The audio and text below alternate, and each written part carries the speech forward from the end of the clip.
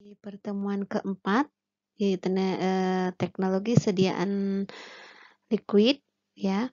Nah, pertemuan keempat ini yang akan kita bahas adalah tentang suspensi, ya.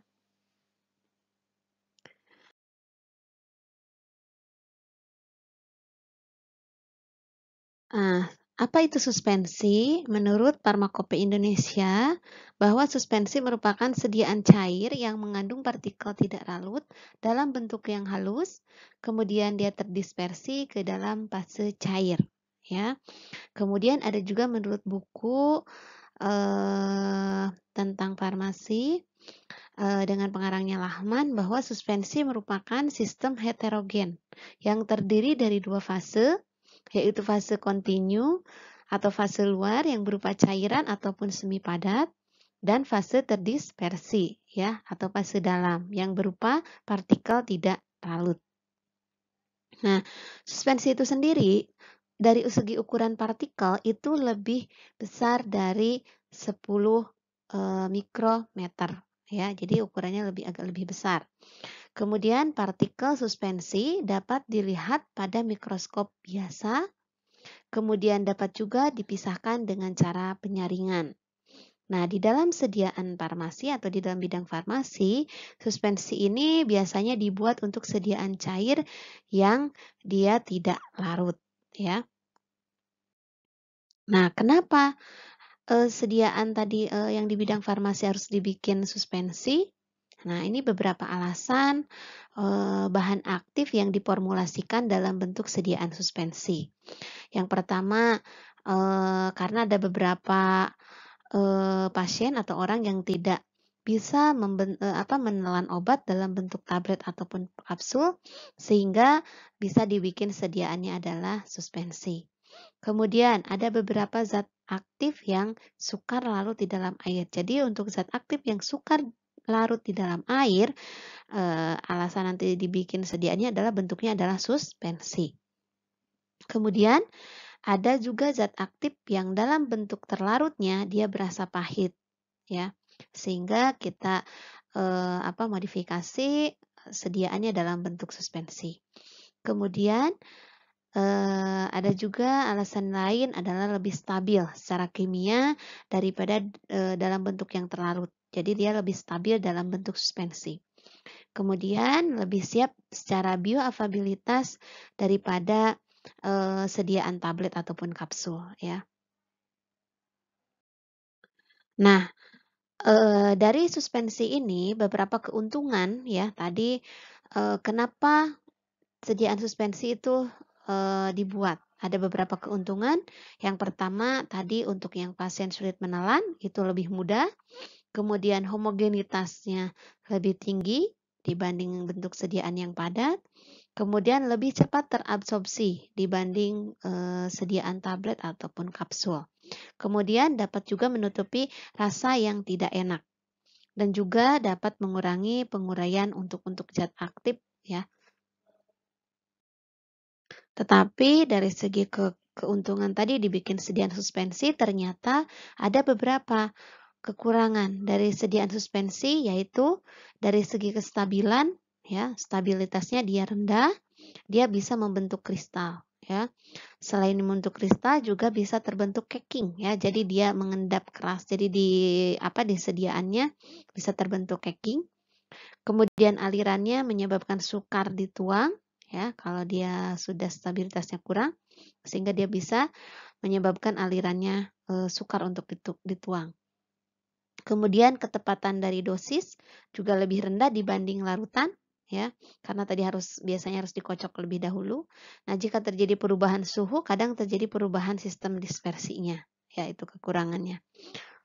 Dan disediaan suspensi biasanya di kemasan pasti tertulis harus dikocok terlebih dahulu. Nah, untuk apa? Untuk menghomogenkan, karena tadi kekurangannya dari segi homogenitas ya. Nah, ada beberapa persyaratan yang harus dipenuhi untuk sediaan suspensi. Yang pertama, partikelnya tidak menggumpal dan tetap terdistribusi merata di seluruh sistem dispersi. Ya, ini syaratnya apabila nanti dia terjadi penggumpalan atau terdistribusinya tidak merata, nah itu tidak boleh ya. karena nanti akan berpengaruh terhadap homogenitas dan juga nanti terhadap dosis ya. Kemudian untuk zat tersuspensi tidak boleh cepat mengendap. Nah, kalau dia cepat mengendap kan tadi bisa terjadi caking ya.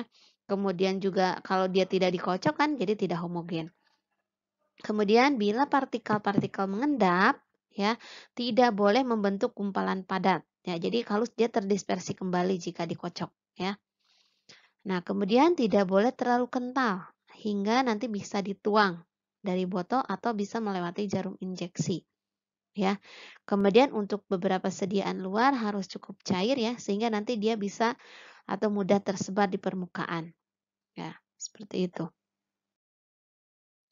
Kemudian persyaratan yang lain adalah dapat mengandung zat tambahan untuk menjamin stabilitas. Jadi nanti di sediaan suspensi di formulanya akan ditambahkan beberapa bahan tambahan ya untuk menjamin stabilitasnya. Kemudian dari segi karakteristiknya harus tetap konstan selama penyimpanan ya, tidak boleh ada perubahan baik fisik maupun kimia ya. Jadi dia harus tetap konstan. Kemudian tidak boleh diinjeksikan secara intravena atau intratekal. Itu tidak boleh. Karena dia kan suspensi tadi mengandung zat yang tidak larut, dia terdispersi saja. Nah, itu kan ada partikel-partikel kalau di intravena kan dia akan langsung mengalir ke sistem peredaran darah. Nah, itu nantinya takutnya terjadi penyumbatan. Nah, itu nggak boleh ya, seperti itu. Kemudian penggunaannya tadi harus dikocok terlebih dahulu dan harus disimpan dalam wadah tertutup rapat. Nah, ini di sini ada beberapa jenis sediaan suspensi.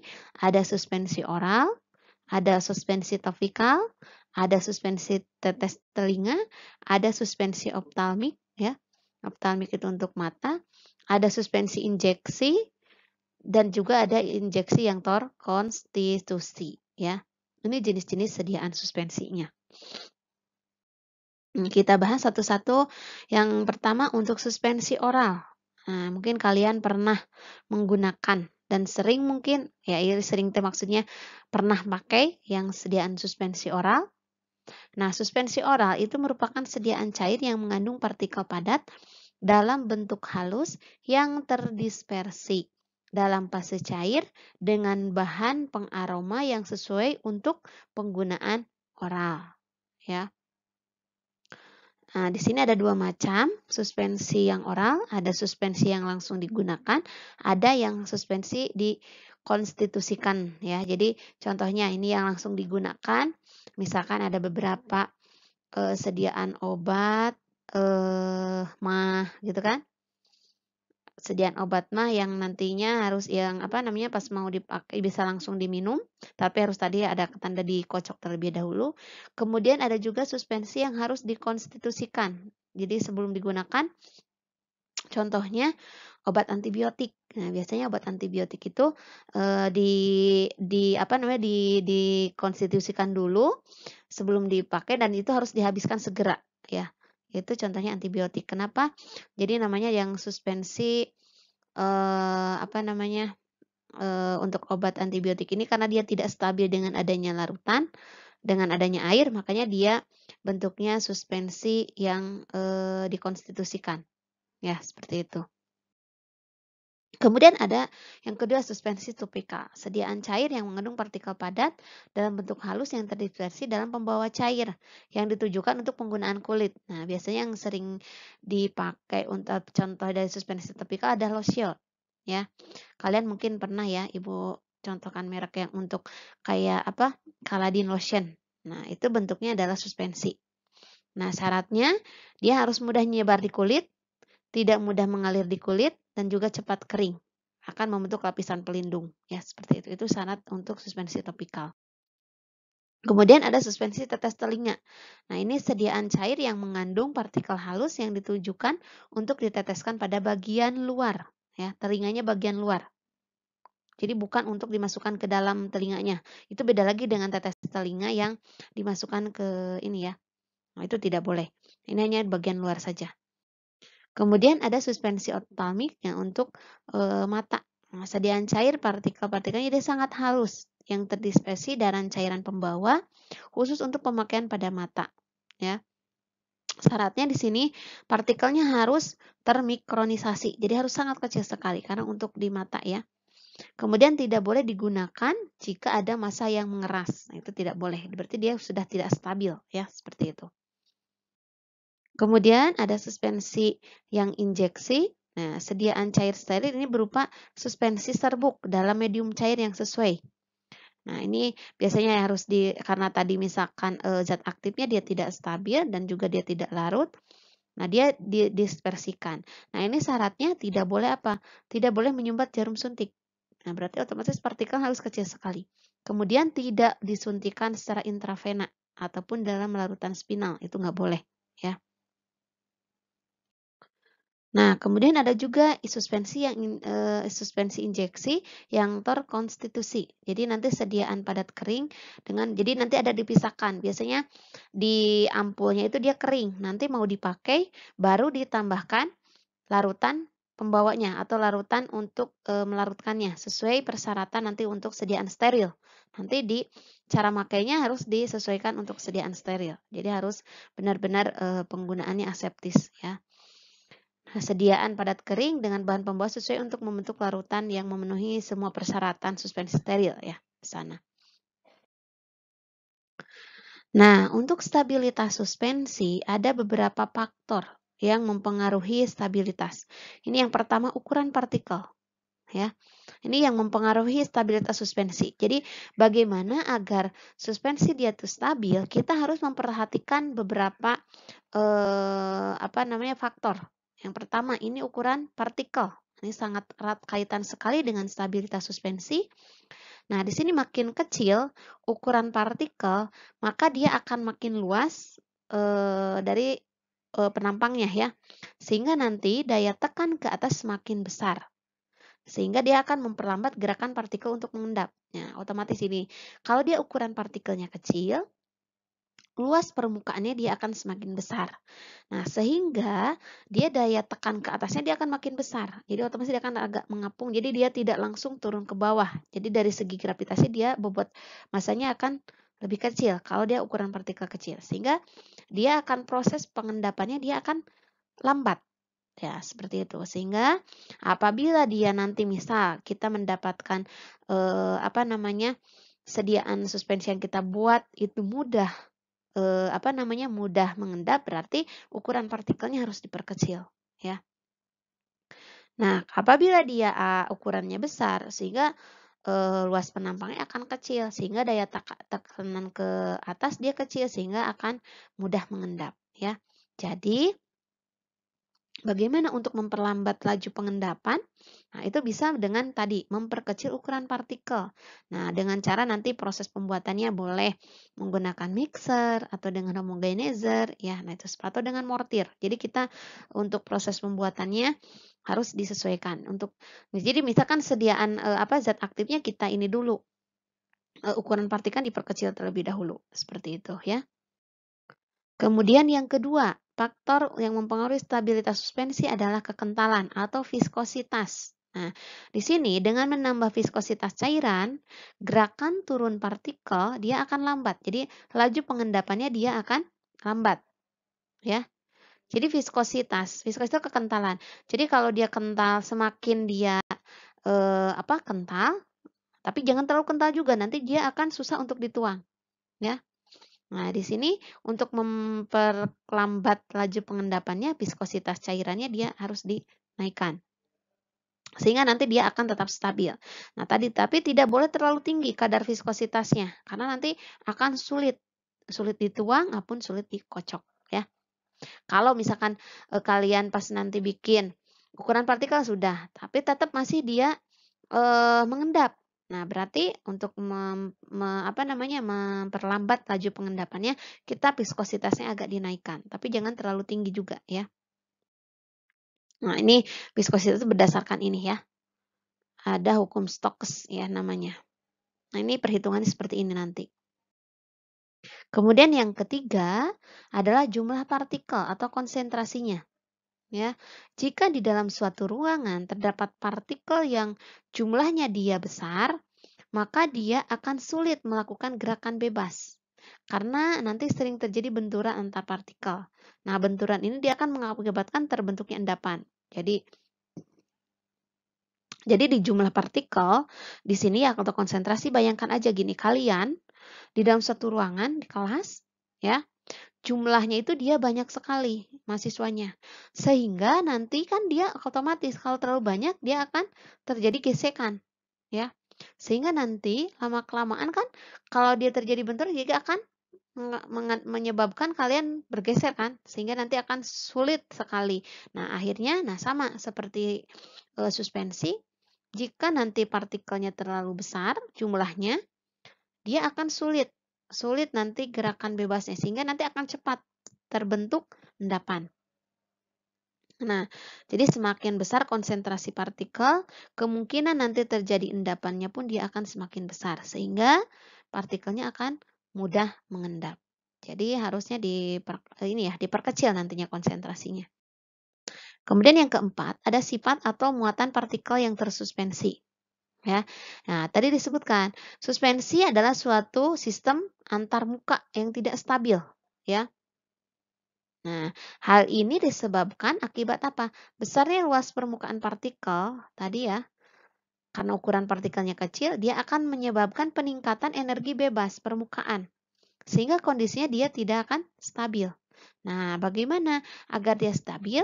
Kita harus memilih partikel yang nantinya berkelompok sehingga memperkecil luas permukaan dan juga akan memperkecil energi bebas permukaan.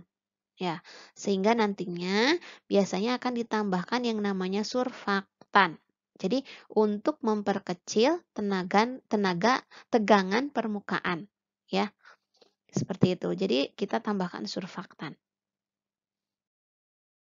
Nah, di dalam sistem, jadi tadi udah dibahas ya, untuk stabilitasnya kita harus memperhatikan dari segi ukuran partikel, kemudian jumlah partikelnya, ya. Kemudian tadi tegangan permukaannya ya, seperti itu.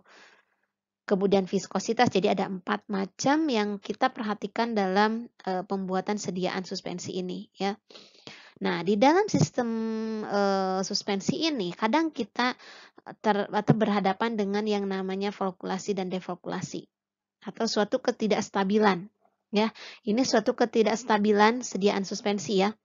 Nah, sehingga nanti dia akan menyebabkan pengendapan atau penggumpalan partikel. Ya, ada dua tipe pengendapan yang terjadi. Ya, ada flokulasi, ada deflokulasi. Nah, apa yang dikatakan nanti flokulasi dan deflokulasi? Apa perbedaannya? Di sini kalau flokulasi terjadi apabila gaya tolak-menolak antar partikel relatif kecil sehingga partikel cenderung untuk mendekat atau menggumpal dengan jarak yang cukup. Sehingga flokulatnya dia tetap masih dia ada space ya, ada jadi agak renggang. Nah, partikel yang terflokulasi akan mengendap dengan cepat. Tetapi ikatan antar partikelnya dia lemah sehingga mudah didispersikan kembali. Ya. Jadi kalau diflokulasi itu dia cepat mengendap, tapi dia cepat juga atau mudah untuk didispersikan kembali. Ya. Nah, intinya dalam sistem flokulasi ini, partikel yang flokulasi ada terikatnya lemah, mudah mengendap, tetapi dia mudah tersuspensi kembali. Nah, kadang dia juga akan membentuk kick ya, seperti itu ya. Nah, kalau yang deflokulasi, itu jika energi tolak-menolak antar partikel tersuspensinya dia tinggi, sehingga partikel tidak akan menggumpal. Tapi bila partikel mengendap secara sempurna, maka partikel-partikel tersebut akan membentuk susunan yang tertutup dengan partikel-partikel kecil yang mengisi ruang-ruang dari partikel besar. Ya. Sehingga nanti partikel-partikel di bawah semakin tertekan oleh partikel yang di atas sehingga lama-lama dia akan menjadi kompak atau caking. Ya. Dan dia tidak dapat dikembalikan lagi dengan pengocokan. Nah, itu bedanya flokulasi dan deflokulasi. Jadi intinya di dalam deflokulasi itu partikelnya dia akan mengendapnya agak lambat, tapi lama-kelamaan dia akan membentuk sedimen atau dia akan membentuk endapan, tetapi dia sukar untuk didispersikan kembali atau sukar untuk tersuspensi kembali. Bedanya ya. Kalau flokulasi, dia mudah mengendap tapi dia mudah terdispersi kembali. Kalau deflokulasi, dia lambat untuk pengendapannya, tapi kalau dia udah lama-lama dia mengendap, itu sukar untuk dikembalikan atau sukar untuk didispersi kembali. Nah, ini diilustrasikan. Contohnya ya. Di sini yang proses flokulasi dan deflokulasi. Dari segi penyebarannya seperti ini, ya.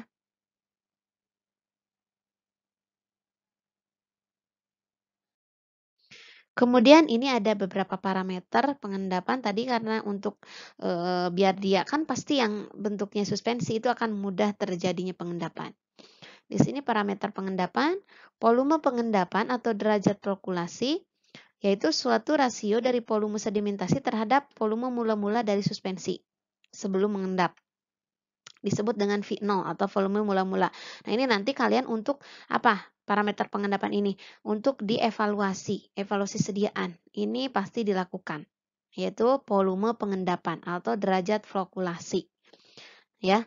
Jadi nanti kalian ditulis dulu, misalkan pas buat sediaan suspensi, V0-nya berapa? Volume mula-mula suspensinya berapa? Ya. Kemudian nanti dilihat ya, volume akhirnya ya.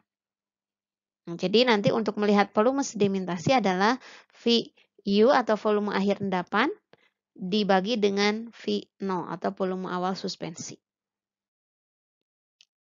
Nah, di sini suatu parameter pengaruh suatu rasio sedimentasi, sedimen akhir dari suspensi flokulasi terhadap volume sedimen akhir suspensi deflokulasi. Kalau ini derajat flokulasinya, lihat yang terflokulasi dengan deflokulasi.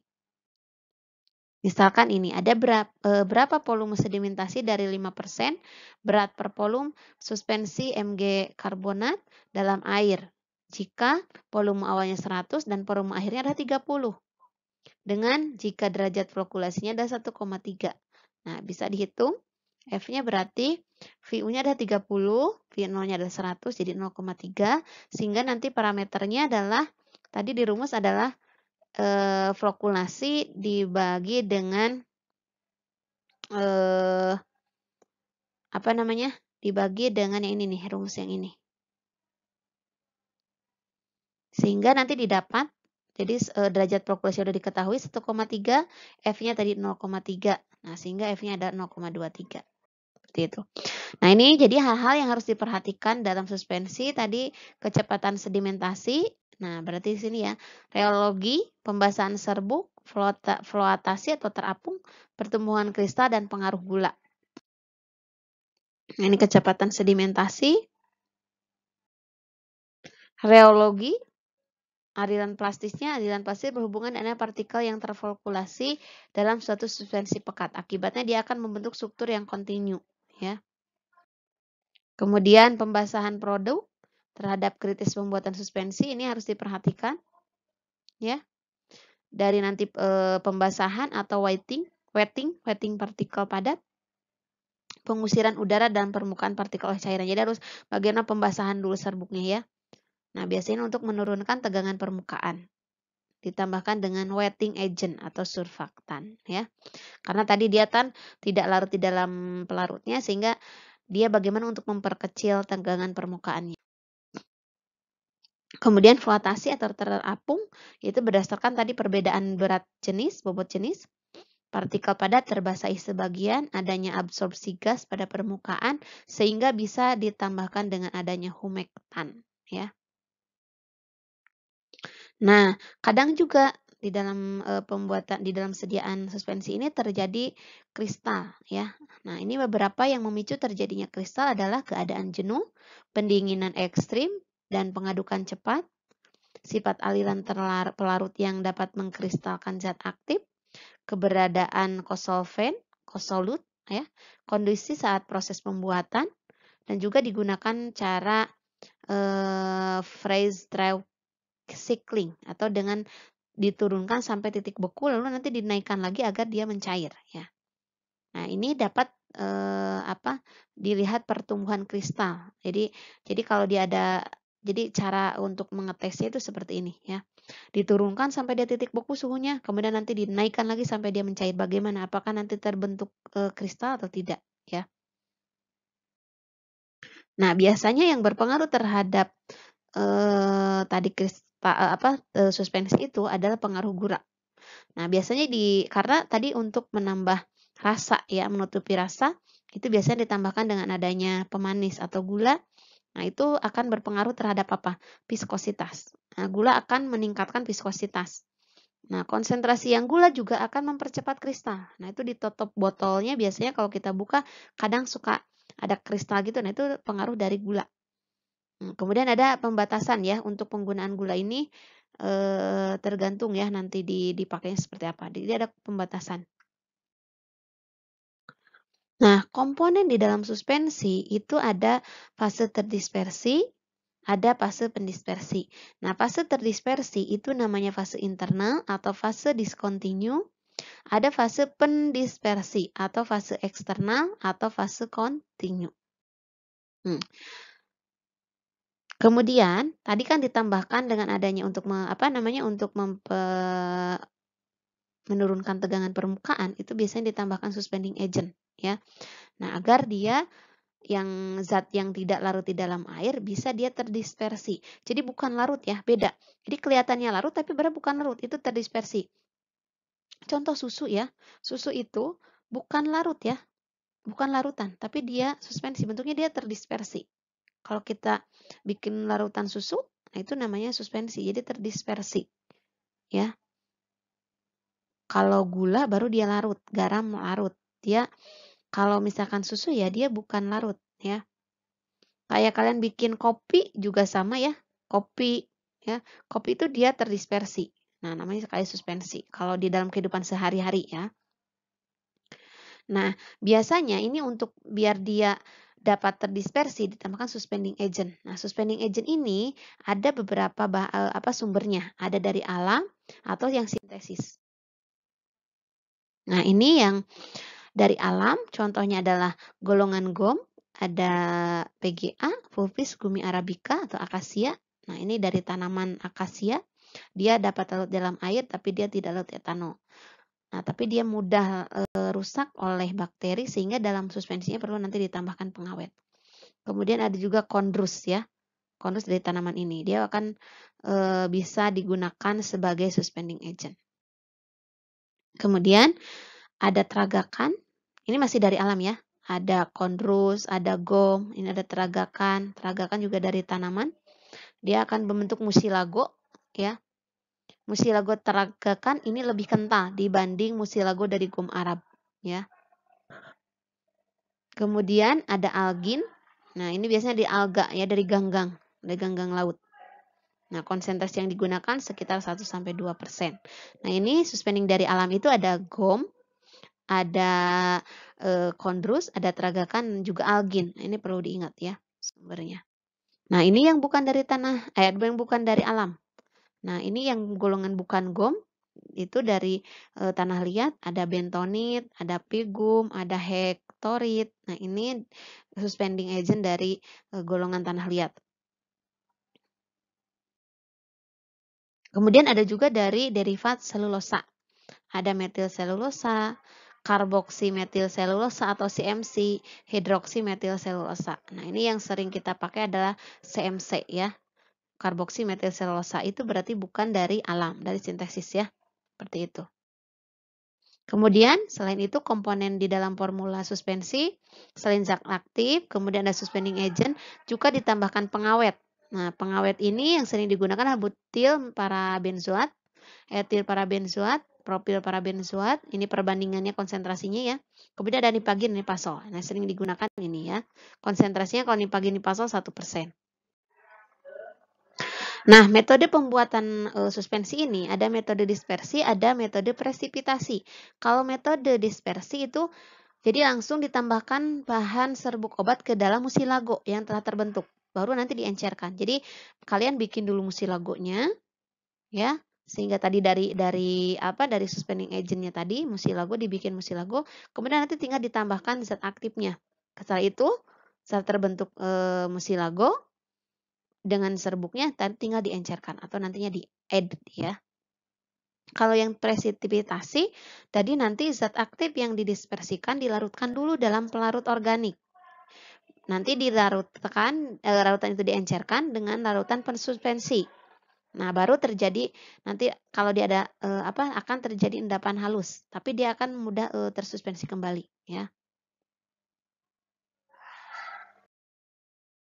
Kemudian dalam pengemasan dan penandaan sediaan suspensi, tadi suspensi sebaiknya dikemas dalam wadah yang mulutnya agak lebar, yang mempunyai ruang udara di atasnya sehingga dia dapat dikocok atau mudah dituang ya. Dan kemudian suspensi kebanyakan disimpan dalam wadah yang tertutup rapat dan terlindung dari pembekuan atau panas yang berlebih dan cahaya karena itu mempengaruhi terhadap stabilitas. Kemudian suspensi perlu dikocok setiap kali sebelum digunakan untuk menjamin pendistribusian zat padat yang merata dalam pembawanya ya, sehingga nanti dosis akan tepat dan seragam. Dan di dalam etiket ya, di dalam etiketnya pasti ditulis kocok dahulu. Nah, ini contoh formulasi, ini sekalian nanti kalian bikin preformulasinya ya. Ini contohnya. Kalian nanti bikin ya. Untuk beberapa contoh suspensi. Ini udah dijelaskan nanti bikin kalian preformulasinya ya. Bikin nanti laporannya. Mungkin seperti itu. Terima kasih untuk pertemuan kali ini. Semoga kita diberi kesehatan ya. Dan kita dapat selalu mengikuti mata kuliah ini dengan baik. Baik. Silakan kalian nanti untuk belajar lebih giat lagi, mencari lagi materi-materi tentang suspensi ya. Terima kasih atas perhatiannya. Billahi taufiq wal hidayah. Wassalamualaikum warahmatullahi wabarakatuh.